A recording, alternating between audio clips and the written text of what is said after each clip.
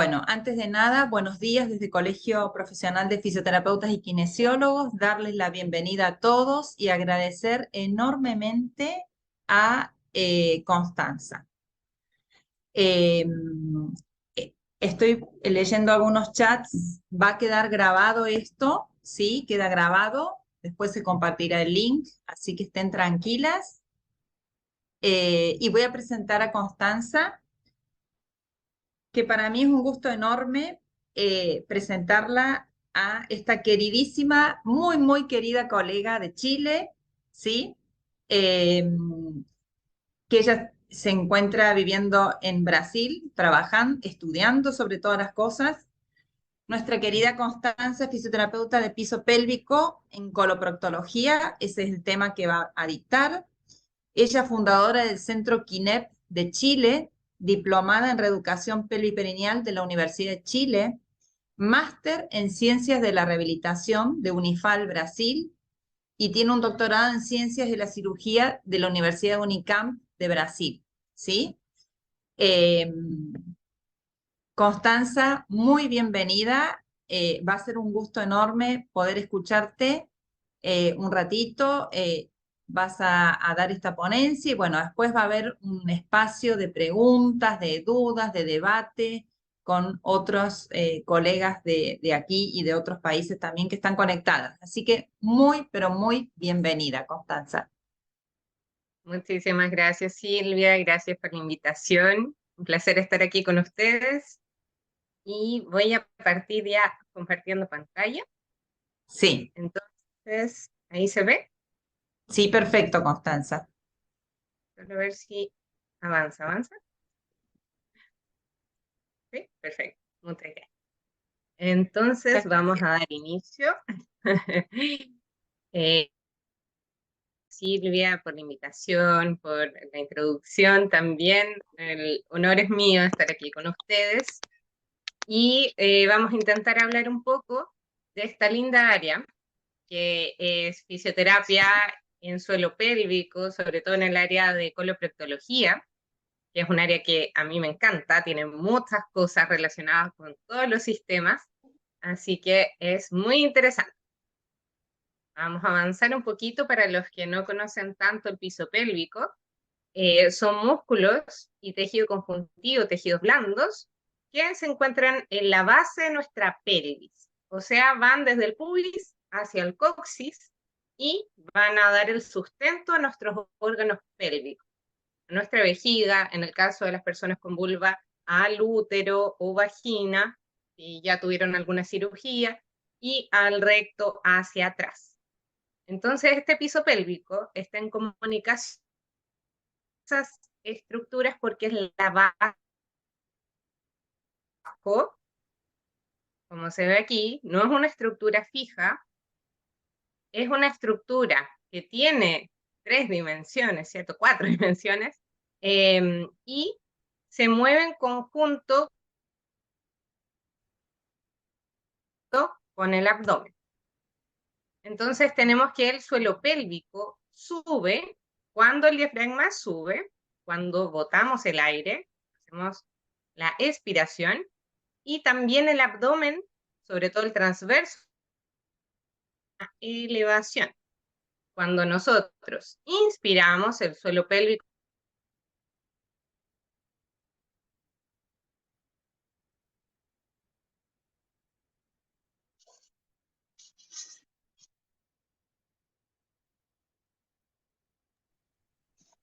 iba.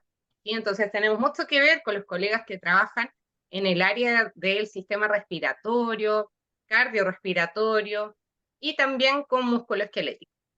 Súper de la mano siempre y siempre estamos tratando de trabajar en conjunto. No podemos abordar un paciente en su totalidad si no lo vemos entre todos, ¿cierto? Entonces acá vemos un suelo pélvico femenino y un suelo pélvico masculino. Son muy similares, o sea, todos tenemos piso pélvico. Tiene algunas diferencias estructurales porque los suelos pélvicos femeninos presentan 3 orificios, en cambio el suelo pélvico masculino presenta 1. Por lo tanto, ya nos encontramos con una desventaja mecánica que nos va a dar un aumento de la prevalencia de disfunciones de piso pélvico, ¿sí? Así que cualquier cosa, de ahí vamos conversando. Entonces, como habíamos visto anteriormente en la otra figurita, acá podemos ver una resonancia, a ver si carga. Ahí, que claro, el diafragma baja, el suelo pélvico baja, el abdomen baja también. Y suben todos juntos.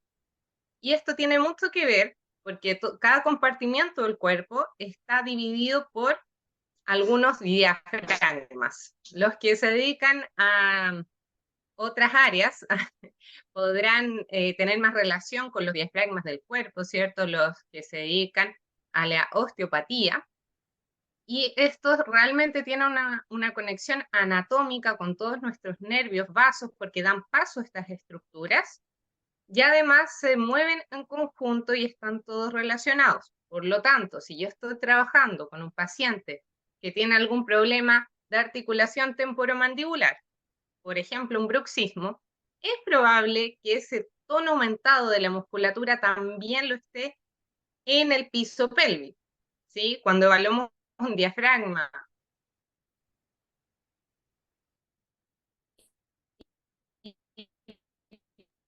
Connie, por ahí se ha cortado el audio. Un paciente que Discúlpame. tiene algún problema respiratorio, probablemente el piso pélvico ¿Ahora se escucha? ¿Alcanzó a escuchar? Sí, por ahí se Me corta perdí. el audio.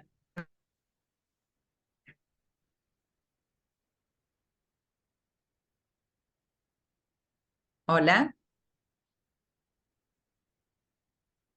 ahí se ha cortado el audio. Vamos a intentar. ¿Se escucha? Yo estoy en colegio de kinesiólogos. Si me pueden ayudar, si se escucha. eh, Sí, Silvia, se te escucha a vos. Sí, se ah, escucha bien. a Connie por ahí la perdemos. Sí, a Connie se entrecorta. Hay un problema de audio. Ahora la perdimos. Bueno, ya a ver un segundito.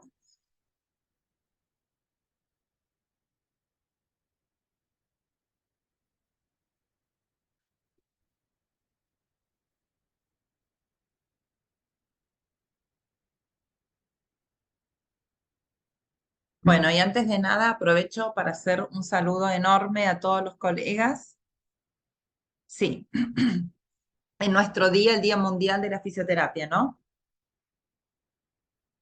Ah, feliz día a los colegas.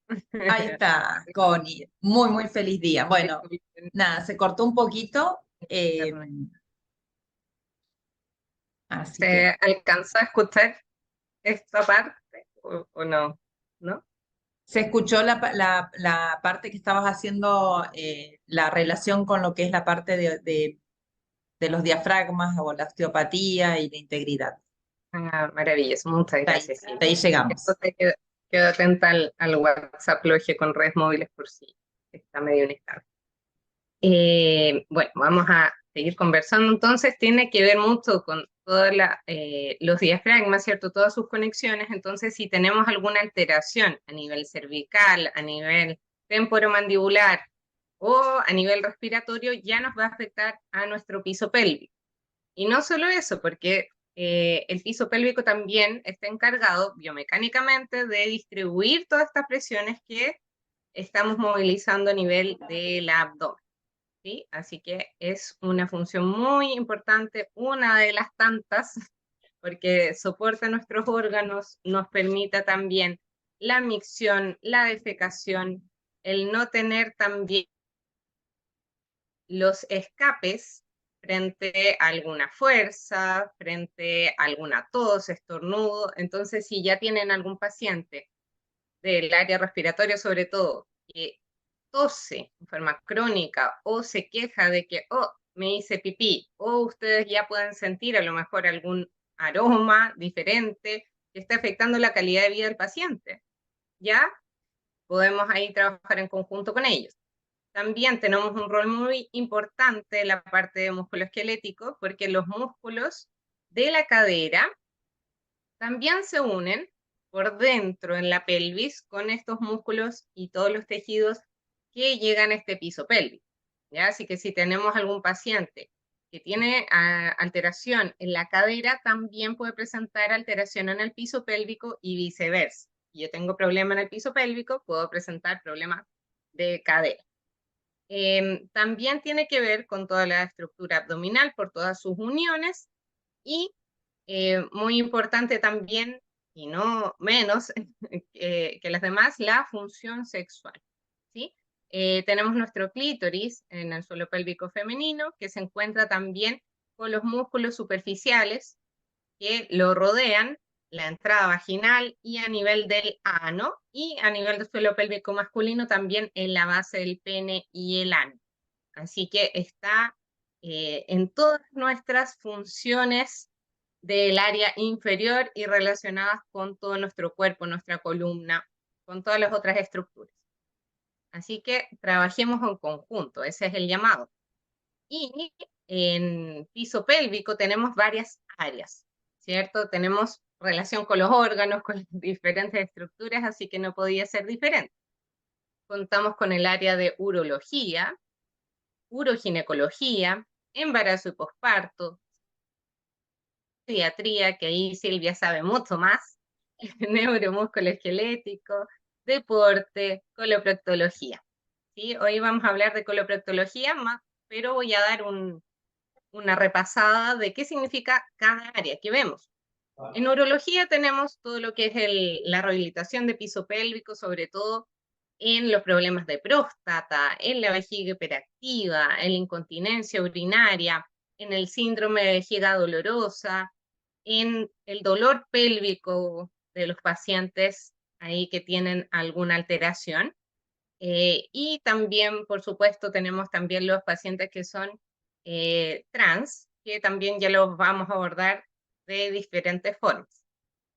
Tenemos el área de uroginecología, donde vemos también la incontinencia urinaria, vejiga hiperactiva, vejiga que tiene todo lo contrario y que no se logra contraer. También tenemos los prolapsos, que es el descenso de los órganos. Aquí les puse el ejemplo de un útero, que van a ir descendiendo por la vagina hacia afuera, ¿sí? Entonces, cuando tenemos algún daño estructural, por ejemplo, por un embarazo, aumenté mucho de peso, o soy constipado, me cuesta ir al baño, voy a estar empujando constantemente hacia abajo mis órganos y puedo llegar a tener un prolapso, ¿ya? Entonces las paredes de la vagina van a ir saliendo hacia afuera o el ápice. Tenemos también la dismenorrea o la endometriosis, que también tenemos mucha relación con la rehabilitación, y pre y post cualquier cirugía de esta zona abdominal o pélvica necesitamos también rehabilitación. También les dejo acá las neovaginoplastías y tenemos también que ver con todo lo que sea dolor. Así que hay hartas disfunciones que podemos ver en uroginecología y también malformaciones, como Roktansky, por ejemplo. Tenemos también el área de embarazo y posparto, donde no importa el tipo de parto, ¿sí? Vamos a tener un bebé dentro de este útero. Acá se ve el útero en tamaño muy pequeño, que crece hasta 300 veces su tamaño al tener un bebé dentro, ¿sí? Y tenemos que recordar también que si tenemos cesárea, son 6 capas hacia adentro que va a tener que intervenir el médico, que son fascias, tejidos, músculos, hasta llegar al útero, hasta llegar al bebé para poder ayudar al parto, ¿sí? Entonces no es que, si tengo una cirugía de cesárea no voy a tener ningún problema de piso pélvico. De hecho se ha visto también que hay inferencia, sobre todo en los prolapsos, la incontinencia, por cesárea también, ¿sí? En el parto vaginal, si tenemos alguna intervención, sobre todo cuando hay un uso de forceps o una episiotomía, que es cuando nos cortan allá abajo, también hay muchas disfunciones. Y también hay disfunciones sexuales en el posparto que son muy prevalentes. Más del 70% de nuestras pacientes tienen disfunciones sexuales en el posparto. Independiente del tipo de parto, tenemos que evaluar a estas mujeres antes del embarazo, sería lo ideal, su posparto. En el embarazo vamos a trabajar estos músculos para prevenir disfunciones, y en las últimas semanas también vamos a trabajar mucho la movilidad, la flexibilidad de estos músculos y tejidos para evitar cualquier desgarro. Importante que la persona se mantenga lo mejor posible.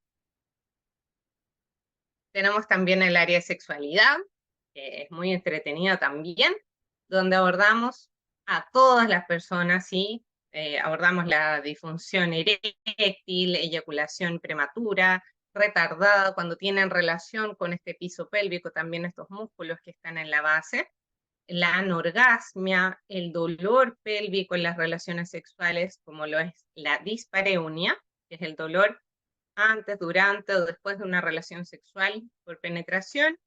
Y también tenemos el vaginismo, donde los músculos se contraen en forma involuntaria y no dejan entrar, o con mucha dificultad y molestia, un espéculo, un dedo o la penetración vaginal. También tenemos el anismo, que es un dolor a nivel del ano, donde el esfínter también se cierra y no permite una penetración anal cuando esta es buscada. Tenemos también las cirugías de reconstrucción, que tienen mucho que ver también con nuestra rehabilitación en piso pélvico. Y en el área de pediatría, aquí Silvia les puede hablar mucho mejor, pero solo mencionando, tenemos, por ejemplo, la enuresis, cuando los chicos hacen pipí en la cama en la noche. Tenemos estos chicos retentivos, que retienen la orina, las heces, y muchas veces en los niños se ven muy relacionados estos problemas de vejiga y de intestino. Entonces van de la mano.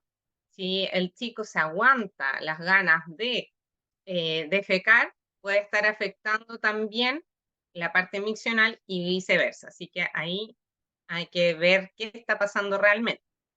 Los chicos que tienen problemas para defecar o que se hacen y los empiezan a molestar en el colegio, sufren mucho bullying, es bien complicado para la calidad de vida de los niños. Así que si ustedes tienen niños también y están pasando por algún problema, consulten ahí con Silvia, que los puede ayudar mucho más.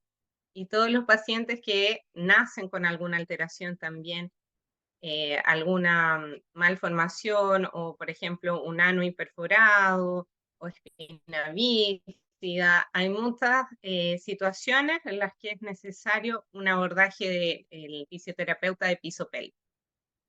En la parte neuromusculoesquelética, porque está todo unido, ¿cierto? Nuestro sistema nervioso, nuestro sistema muscular, todo nuestro sistema esquelético de soporte. Si tenemos alguna fractura a nivel de columna, va a repercutir en nuestro sistema defecatorio y urinario. Si tenemos algún dolor, por ejemplo, coxigodynia, típico, es muy difícil poder abordarlo en forma solo externa, y probablemente vamos a necesitar manipulaciones intracavitarias, y ahí el fisioterapeuta de piso pélvico puede ser una buena acompañante ahí para la terapia, o un buen tratante. Tenemos también cirugías que nos dejan con hipomovilidad, por ejemplo, las cirugías estéticas, que nos interfieren acá en la movilidad. Por ejemplo, esto es una abdominoplastia, donde todos los tejidos son traccionados de tal forma que el abdomen casi no se mueve, el diafragma tampoco y el piso pélvico tampoco. Y empezamos con una serie de problemas no solo en columna, sino que también en el piso pélvico. Tenemos los pacientes que realizan deporte y tienen escape de orina.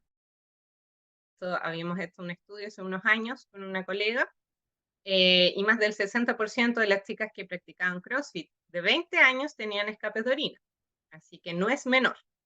Tenemos dolores también que vienen de músculos que quedan dentro de la pelvis, como el obturador interno, y que pasan hacia irradiarse a otras zonas, Entonces es importante también trabajar siempre en equipo, ir conversando estas situaciones. Por ejemplo, si tienen algún paciente con dolor lumbar que no pasa con el tratamiento, admitiré que las personas no pasa con el tratamiento que le están realizando, recuerden consultar. Por ejemplo, la persona es constipada, la persona tiene dolor, tal vez en las relaciones o bajo alguna otra situación, ¿sí? Entonces podemos trabajar y abordar a estos pacientes en forma las diferentes áreas de la fisioterapia. Y vamos a entrar entonces a esta linda área que es la fisioterapia en coloproctología. Le puse aquí unas caquitas para que se entienda de qué estamos hablando. Estamos hablando todo nuestro intestino, entonces tenemos que ver también en la parte médica con los gastroenterólogos y con los coloproctólogos. Y para que ocurra una defecación correcta, completa, sin dolor, sin esfuerzo excesivo, sin heces duras, necesitamos una serie de factores. Uno son factores anatómicos, donde vamos a necesitar integridad de los tejidos. Entonces, acá les dejé un dibujito para intentar explicarlo más simple.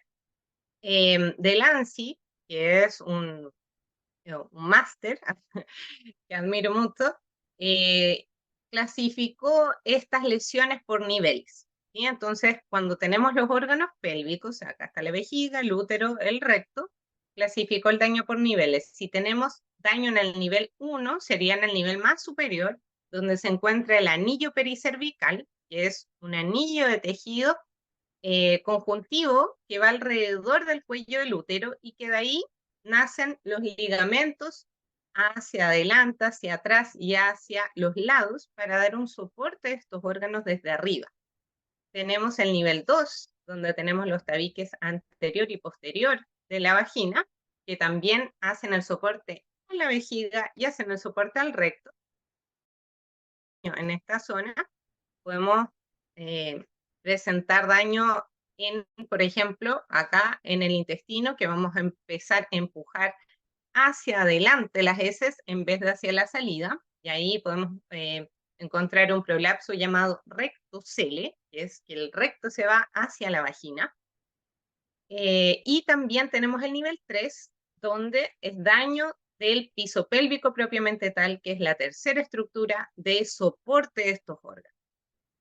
Y se ha visto también que el piso pélvico, como es un componente activo que podemos entrenar, que podemos trabajar, dejarlo funcional y apto para hacer todas las cosas que tiene que hacer, la distribución de cargas, el soporte de los órganos, el permitir el vaciamiento y el llenado, si lo trabajamos adecuadamente, logramos prevenir disfunciones y también sería un soporte mucho más importante tal vez que el de los tejidos blandos en corto plazo.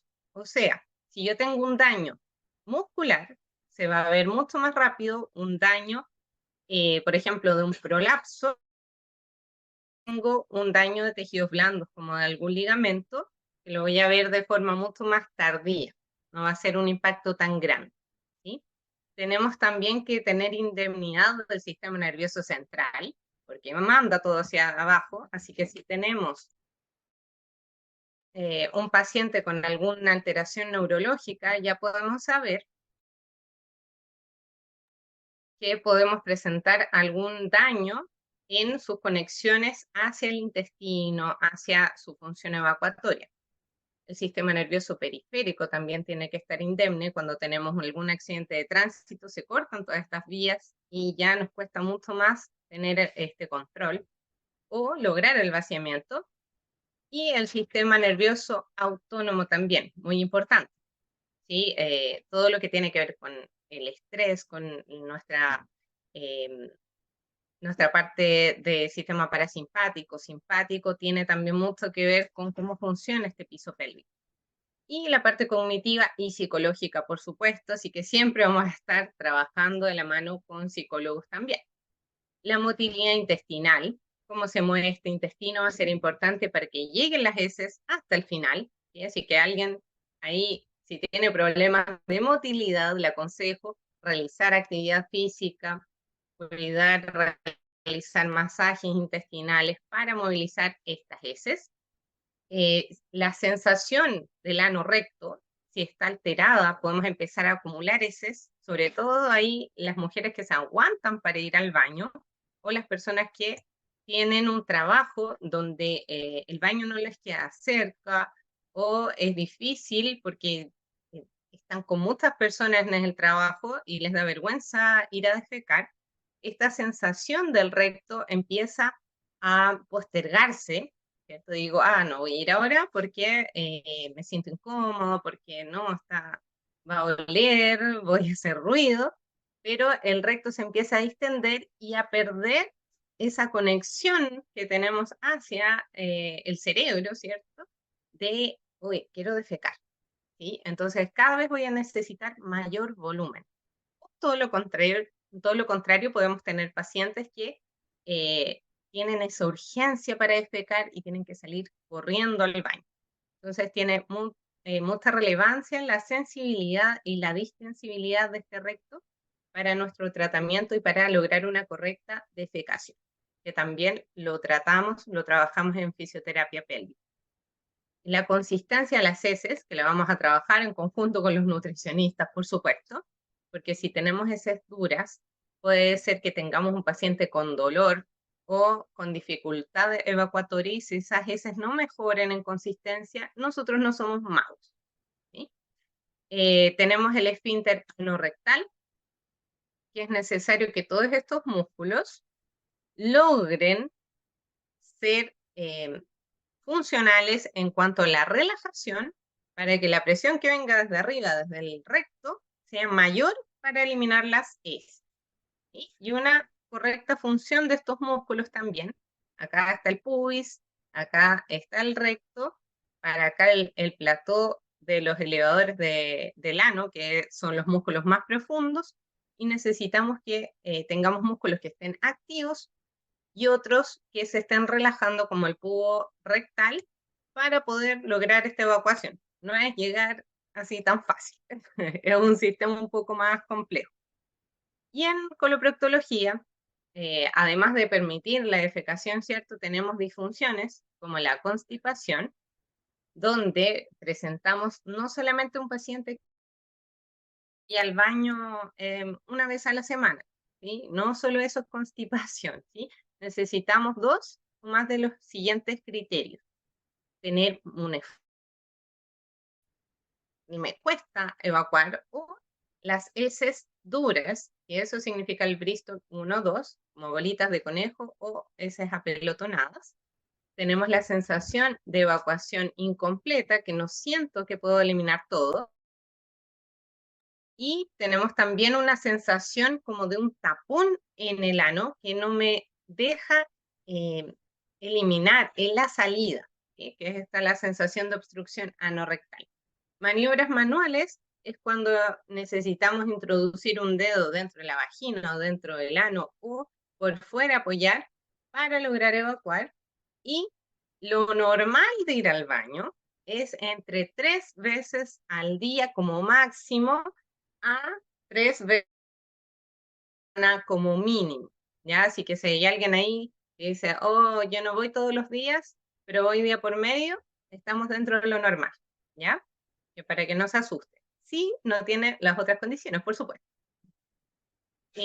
Tenemos también la incontinencia anal, que es la queja de pérdida involuntaria de heces o gases. Así que si tienen pacientes que dejaron de ir a la consulta y ustedes sintieron que había algún tipo de dolor, o que el paciente quedó con vergüenza, o que les contó directamente, oh, ¿sabes qué? Hice este ejercicio y no quiero volver porque me da vergüenza perder. Vamos a trabajar en conjunto con este paciente para que pueda volver a su tratamiento de lo que esté viendo con ustedes. Y lamentablemente estas incontinencias realmente van juntas, ¿ya? Entonces tenemos pacientes, más del 40%, de que tienen, por ejemplo, constipación y que de ahí por rebosamiento escurren las heces y presentan esta incontinencia anal. Tenemos acá una tablita que nos muestra algunos problemas posparto. En esta parte de arriba vemos la cesárea. En esta parte de abajo vemos el parto vaginal. ¿Ya? ¿Qué pasa con la incontinencia anal? Aumenta el riesgo de incontinencia anal cuando el paciente, la paciente en este caso, tiene un índice de masa corporal mayor a 35, tiene mayor riesgo de tener incontinencia anal.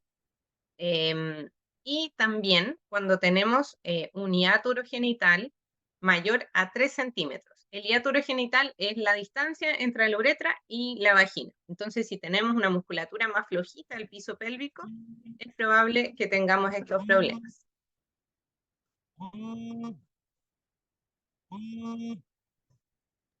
Tenemos también, si hay una paciente que tiene incontinencia anal en el posparto, es probable que haya tenido tal vez en el embarazo y aumente este riesgo de tenerla después.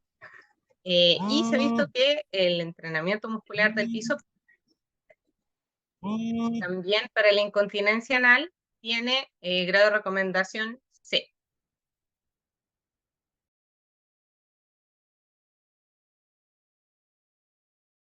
En el caso Connie, aquí, por ahí se corta, o se corta el audio, se pone, ahí está, ahí está. gracias. He escuchado un zzz, creo que alguien está con el audio. Entonces tenemos acá una imagen de un esfínter. Es muy importante, chicas, si han tenido un parto, sobre todo con uso de forceps, que vean su esfínter. ¿Sí? Una endosonografía es un examen que nos permite ver cómo quedó este esfínter en el posparto, porque hay muchos daños de esfínter, que se llaman oasis, que son ocultos. ¿Ya? Entonces, por ejemplo, este estudio que recopiló 16.110 pacientes, el 26% tenía daño de esfínter, ¿sí? Y 19% incontinencia anal. Pero sin sospecha de tener daño de esfínter, eran 3.688 pacientes, o sea, una cantidad absurda. Post cirugía de reparación de este esfínter, también un 55% queda con defecto. Aún no hay un 100% resolución con la cirugía, pero mientras antes detectemos esto, mejor va a ser la reparación del coloproctólogo. Así que ojalá siempre tengamos, igual orienten a sus pacientes si han tenido bebés, porque los síntomas no aparecen inmediatamente, aparecen mucho después. Generalmente, cuando empezamos a perder estas hormonas en la menopausia, ya empezamos con estos problemas. Así que siempre orienten a sus pacientes, es muy importante esto. Y para el manejo de la incontinencia fecal, todas las guías de recomendación, estas de la ICS, nos recomiendan el tratamiento de la fisioterapia de piso pélvico, ¿sí?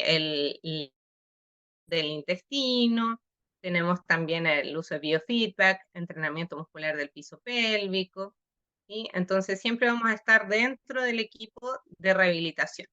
Y para la constipación también independiente, ambas, tanto la incontinencia como la constipación independiente de la causa, siempre estamos también dentro de todas las guías de recomendación. Así que vamos a ir trabajando en conjunto y si tienen pacientes, no dejen que tengan una pésima calidad de vida, sobre todo en la parte fecal, porque se encierran mucho en su casa, dejan de hacer sus actividades, ya sea porque son constipados y les duele la espalda, no quieren hacer más nada, pierden todo el ánimo hasta el hambre, o porque son incontinentes y esto, por el olor, que no es fácil de disimular, dejan de hacer todas las cosas hasta de trabajar.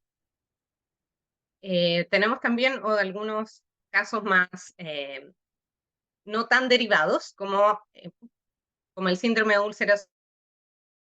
2/3 de esto se puede originar por una contracción paradojal del tubo rectal. ¿Qué quiere decir esto? Cuando tenemos una alteración en las sinergias y la musculatura se contrae en vez de relajarse cuando yo quiero evacuar, ¿ya? O puede ser por trauma autoinducido, cuando el paciente necesita insertar el dedo para eliminar las heces, o que puja y puja y puja y no logre evacuar, o que tenga algún tipo de también un grado C de recomendación en la rehabilitación de estos pacientes, pero si hay disinergia, tenemos nivel 1, grado. Así que vamos a rehabilitar. Si alguien también conoce a alguien que está pasando por esto, podemos ayudar. En la parte de oncología, en coloproctología, es muy importante en el síndrome de resección anterior baja. ¿Qué pasa cuando tenemos un paciente con un tumor en el intestino, ¿no? Que le sacan este segmento, le van a sacar todo lo que hay alrededor, probablemente, dependiendo de la amplitud, ¿cierto?, del tumor, el grado del tumor, con una ostomía, ¿sí? Una bolsita para poder eliminar las heces por ahí, por mía. Antes de volver a unir este sistema, tenemos que ver cómo está funcionando acá abajo la parte muscular, porque imagínense, volvemos a unir y ya empezamos inmediatamente con la incontinencia. Entonces es bueno rehabilitar antes de la anastomosis, que es esta unión, y también posterior a ella, porque vamos a tener que trabajar también la distensibilidad de este neorrecto, porque va a ser otra parte del intestino que va a estar cumpliendo esa función.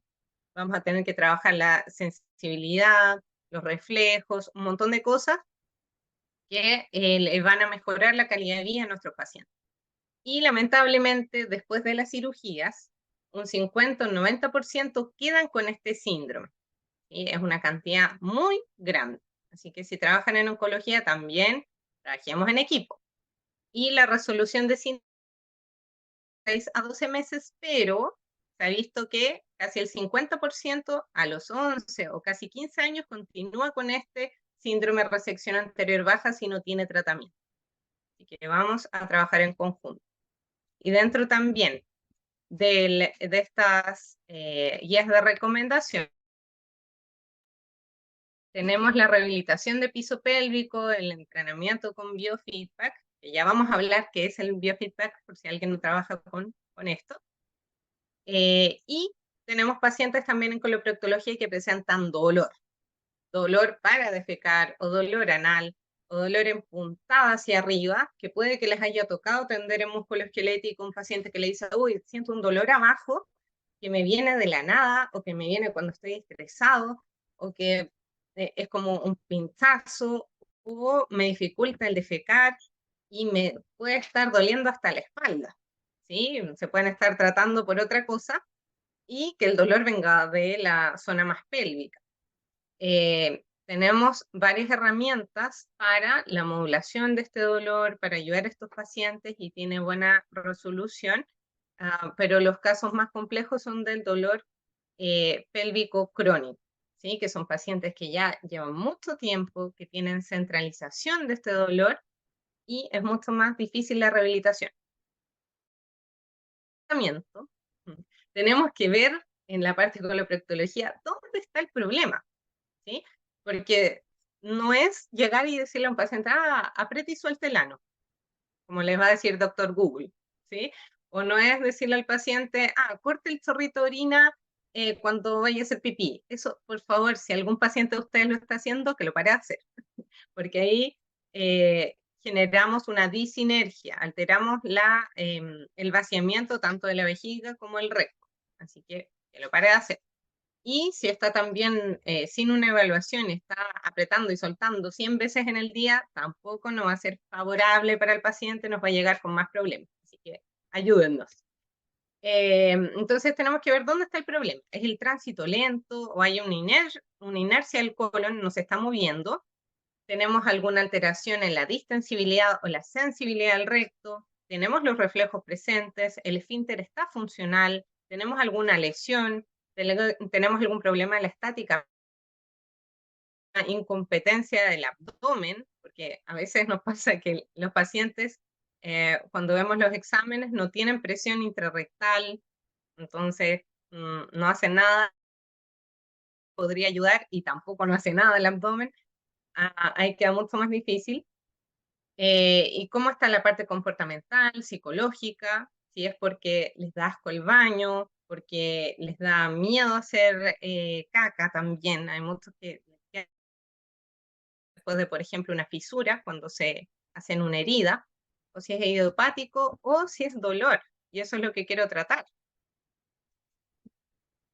Entonces vamos a tener, por ejemplo, acá el biofeedback, tenemos trabajo con plataformas, ahí estoy con una paciente con incontinencia, tenemos el entrenamiento muscular o terapia manual, tenemos la neuromodulación a nivel de tibial, tenemos diversos ejercicios y técnicas para el tratamiento, tenemos balón rectal para trabajar por dentro del recto.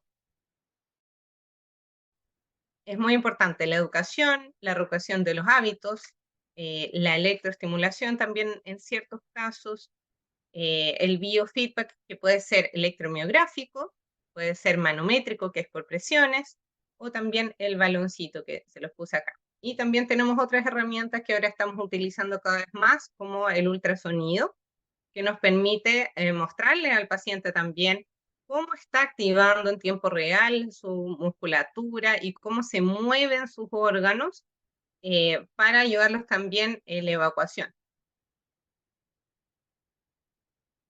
El entrenamiento muscular del piso pélvico, para que lo sepan nuevamente, no es solo apretar y soltar, ¿ya? Entonces nosotros evaluamos un montón de cosas, evaluamos el tono de la musculatura, la fuerza, la resistencia, el control, si logran realizar realmente una correcta contracción y relajación, y si se coordina con otras zonas del cuerpo o no.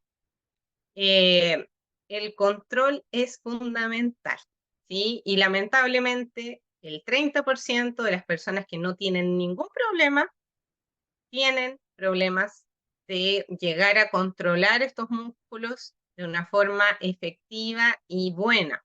Las personas que tienen problemas de piso pélvico, el 70% no logran correcto control. Por eso no les decimos a los pacientes apriete y suelten la casa, ¿ya? Puede que lo estén haciendo incluso para el lado contrario. Así que ojo con eso.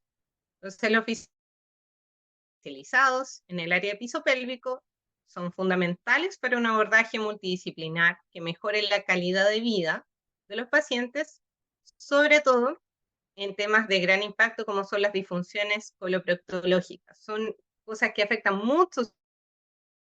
Espero que podamos empezar a trabajar cada vez más en equipo, en forma multidisciplinar y con las distintas áreas de la fisioterapia que son tan lindas e importantes. Así que muchas gracias por la atención. Muchas gracias. Bueno, muchísimas gracias, Connie. Realmente un gusto enorme escucharte y eh, vamos a ver si hay preguntitas. Yo también amo la coloproctología. Creo que es un área maravillosa porque realmente, siempre digo, es muy noble, ¿no? Sabiendo muy bien todo lo que es la fisiología de la defecación. Por lo general son pacientes que me parece que andan muy bien en la terapia, ¿sí? Siempre digo, la coloproctología es como noble porque la mayoría de los pacientes podemos ayudarlos muchísimo. No sé si compartís eso, eh, siempre en un trabajo interdisciplinario, Totalmente. con gastro, con coloproctología, con nutricionistas, con la parte de psicología, porque realmente es algo, como vos decías, Connie, tan complejo, ¿sí? La distinta inervación de las estructuras, o sea, hay una serie de cosas que, pero conociendo bien en profundidad eso, me parece que es excelente todo el aporte nuestro. Totalmente. Siempre es muy importante. Y ahí también dicen en el chat alguien En- que trabaja en gerontología. Ahí tenemos un montón, porque con la edad también pacientes de sexo femenino van teniendo más disfunciones, sobre todo si han tenido embarazos. porque tenemos estos daños de esfínter ocultos que nunca supieron y ahora empiezan a aparecer los problemas. Así que es muy importante, y también el problema de la motilidad intestinal que disminuye con la edad. Así que también súper importante en gerontología. Y los pacientes masculinos también, porque vemos muchos. De hecho, a mí me encanta ver ahí a los adultos mayores.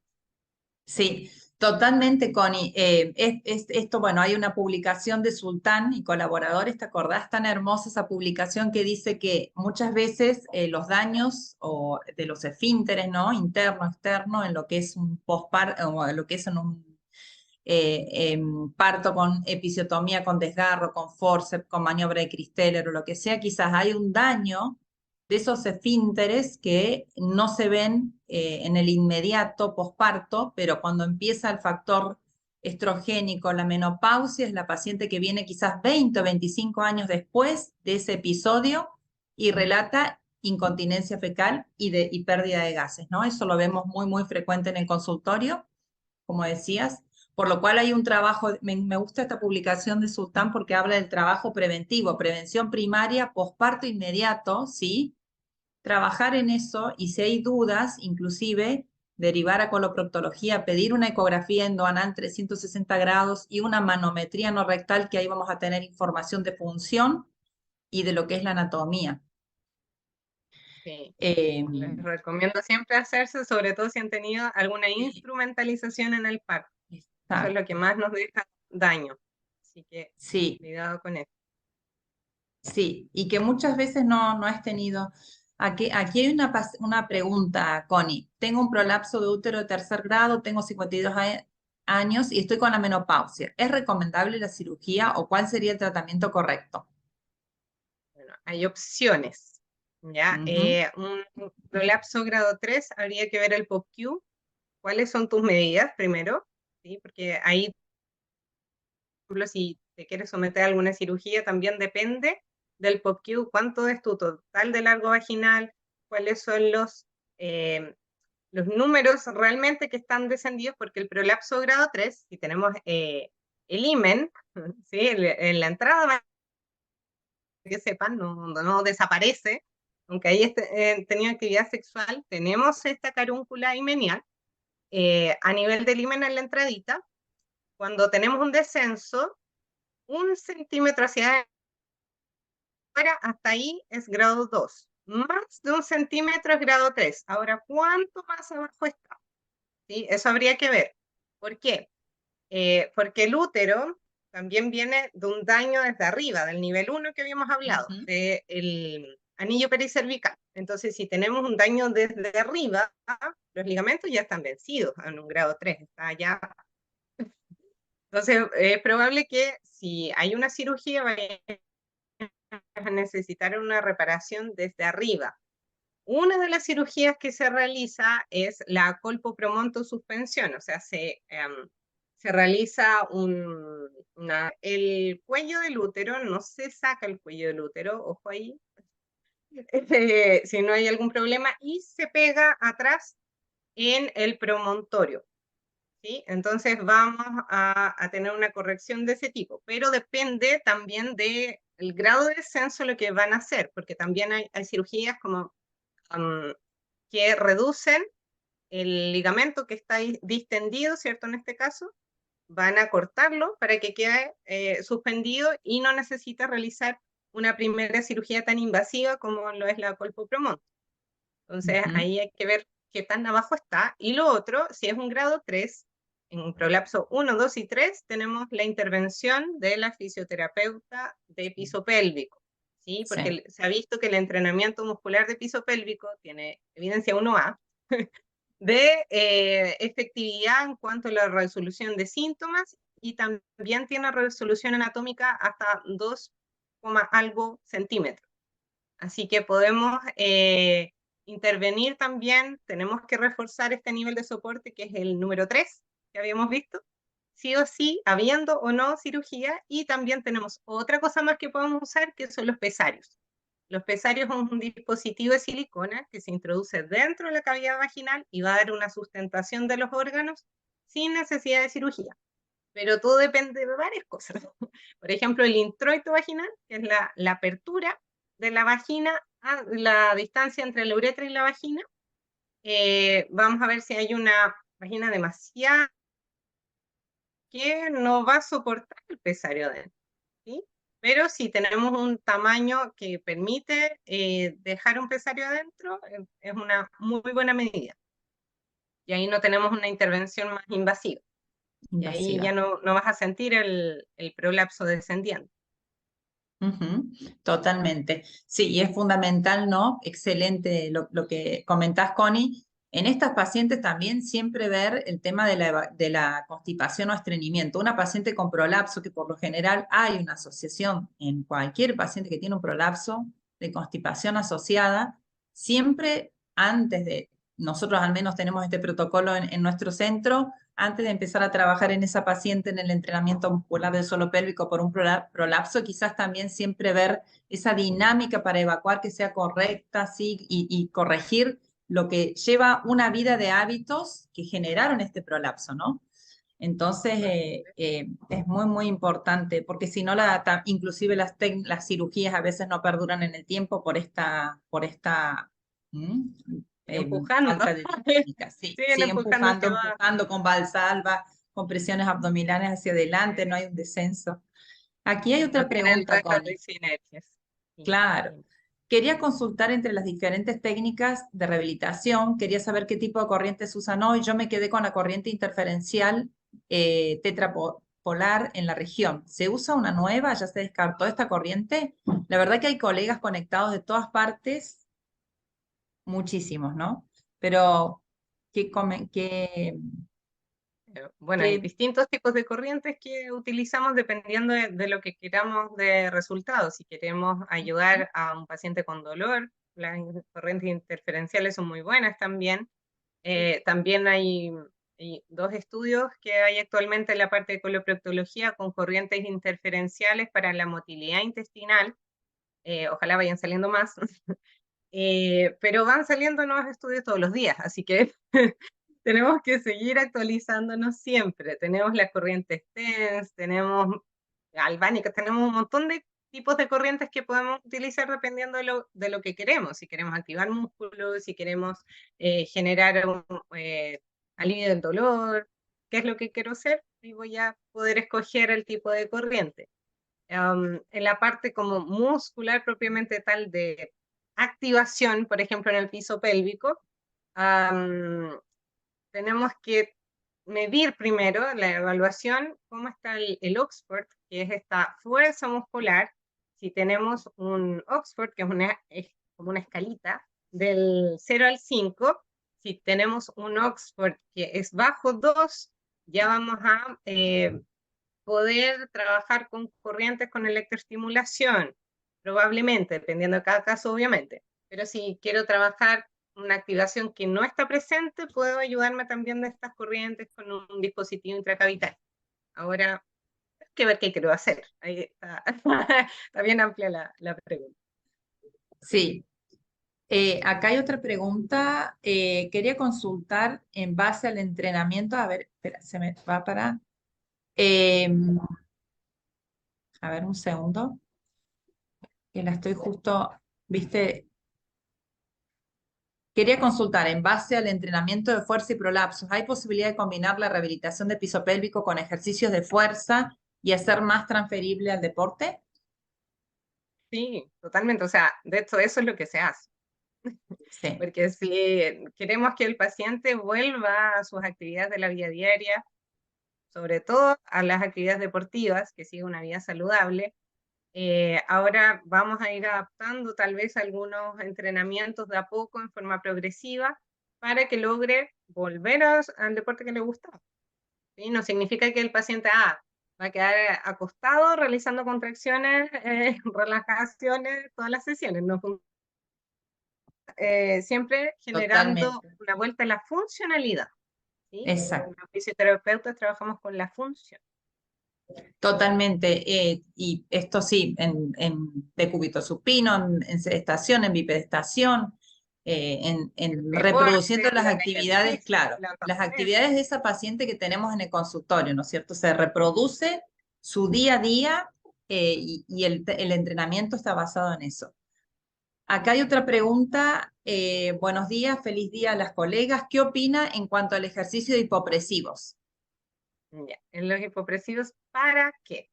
Exacto. Ahí tenemos. Ahí faltó para qué. Los hipopresivos No, en Mariana, será para general, incontinencia fecal, para, claro, para porque la ahí constipación, depende para para... qué. Los hipopresivos en general, ¿qué hacen?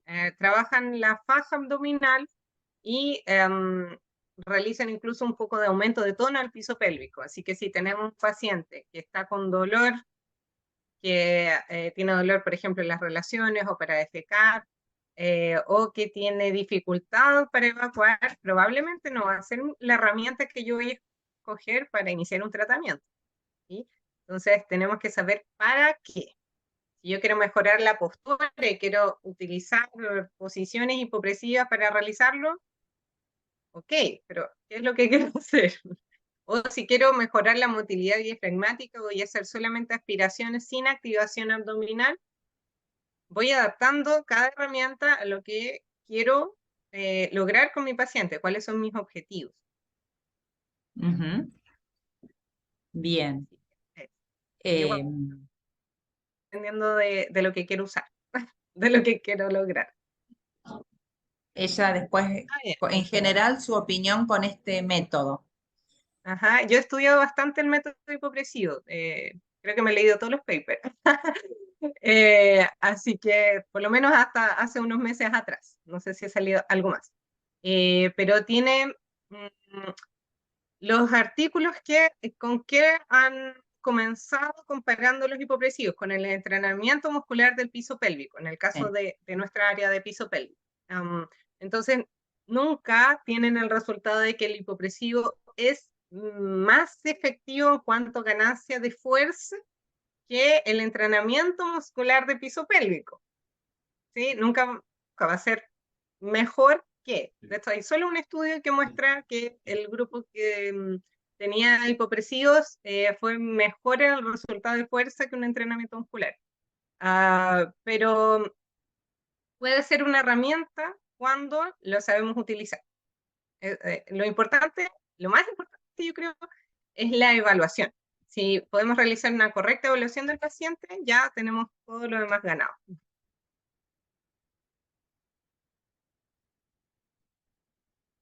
¿Sí? Preguntan. Silvia, quedaste sin audio. Estamos acá en una jornada de colegio donde estamos cualquier cantidad de fisioterapeutas, viste que estamos trabajando, entonces por ahí entran y... en pacientes con hemorroides, ¿cuál sería el tratamiento ideal? Ya, bueno, hay diversos grados también y tipos de hemorroide, trombosado, no trombosado, etc. Entonces, depende del tipo de hemorroide específicamente, pero un coloproctólogo va a hacer el abordaje ahí primera línea y si tiene que ver con alguna disinergia o problema evacuatorio, ahí vamos a tener también parte de la rehabilitación de este paciente.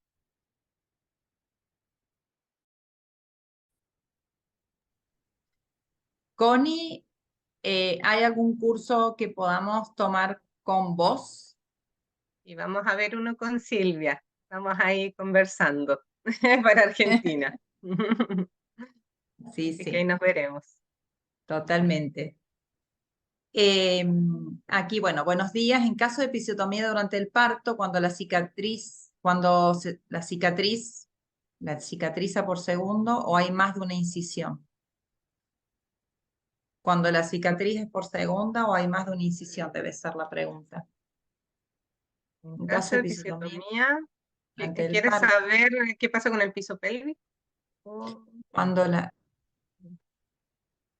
O- o yo qué se hace? estimo que debe ser que cuando hay más de una incisión, cicatrización cuando los puntos no cierran. Eh, Pero la pregunta es como, ¿qué pasa con el piso pélvico? ¿O cómo trabaja la cicatriz? ¿O qué pasa con la defecación? Me perdí. sí, faltaría ahí cicatrización, cuando los puntos no cierran. Bueno, ahí habría que aclarar, como dice Connie, ¿en qué sentido? Trabajar sobre la cicatriz, si hay un paciente que tiene constipación y eso puede generar algún tema en la cicatriz o en la cicatrización. Ansiosa por algún posgrado en Ah, Argentina. Gracias o por le toda la cuesta defecar después, claro, vamos a tener ahí intervención sí o sí para ayudarla a defecar. Es importante la consistencia de las heces, la respiración, Claro. quizás dar algún soporte manual en cuanto estamos tratando de rehabilitar. Hay ahora energías actuales como el láser que ayuda también a la cicatrización y al dolor. Ujú. En cicatrices bien recientes y también métodos que podemos aliviar el dolor como TENS, como compresas, reeducación del pujo en el caso que sea constipada esta paciente. No sé si Sí. esa, por ahí va la pregunta. Ujú. Bueno. Ansiosa por algún posgrado de Argentina, gracias por la información. Bueno, y un montón de mensajitos súper lindos para vos, Connie. Realmente escucharte es siempre un placer enorme, hermosa la charla, excelente la disertación, eh, Sí, he escuchado algo, parece excelente que en un charla. momento perdí la señal. Ahí ¿Cómo, preguntan, Connie? ahí preguntan Ah, otra. acá está.